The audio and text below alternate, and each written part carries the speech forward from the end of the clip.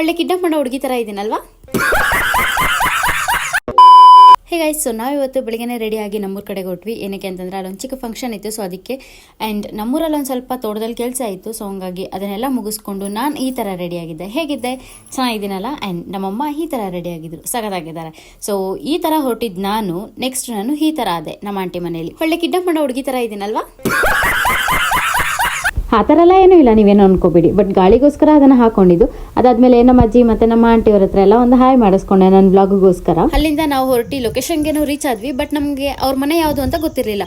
So ಹಂಗಾಗಿ ಅಲ್ಲಿ weight ಮಾಡ್ಕೊಂಡು ಕಾಲ್ ಮಾಡಿ ಕೇಳ್ತಿದ್ವಿ. ಅವ್ರಿಗೆ ಕಾಲ್ ಮಾಡಿದ್ಮೇಲೆ ಗೊತ್ತಾಯ್ತು ನಾವು ಅವ್ರ ಮನೆ ಹತ್ರನೇ ಇದೀವಿ ಅಂತ ಹೇಳಿ. ಸೊ ಅದಾದ್ಮೇಲೆ ನೆಕ್ಸ್ಟ್ ಒಳಗಡೆ ಹೋಗಿ ಎಲ್ಲರ ಹತ್ರ ಮಾತಾಡಿ ನೆಕ್ಸ್ಟ್ ನಾವು ಹೋಗಿದ್ದೆ ಊಟಕ್ಕೆ.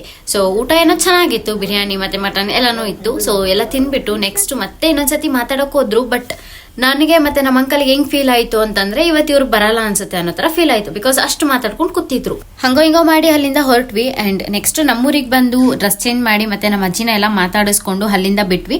ಅಂಡ್ ಬೆಂಗಳೂರಿಗೆ ರಿಟರ್ನ್ ಆಗಿ ಒಂದು ಕಾಫಿ ಕುಡಿತಾ ನಮ್ಮ ಬಾಸ್ಗೆ ಚಿಲ್ ಮಾಡಿದೆ. ಇಷ್ಟೇ ಇವತ್ತಿನ ವಿಡಿಯೋ. ಮತ್ತೆ ನಾಳೆ ಸಿಗುವ. ಬಾಯ್.